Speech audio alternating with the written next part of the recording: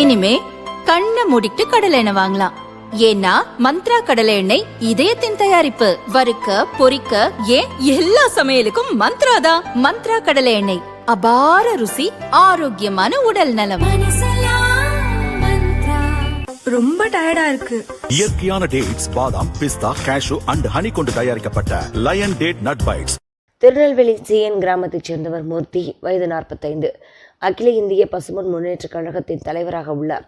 இவரது மனைவி சுதா திமுக கவுன்சிலர். மூர்த்தி அவரது கூட்டாளி பாலசுப்ரமணியம் வங்கிக் கடன் வாங்கி தருவதாக 25 கோடி மோசடி செய்ததாக அமலாக்கத்துறை அதிகாரிகளுக்கு புகார்கள் சென்றன.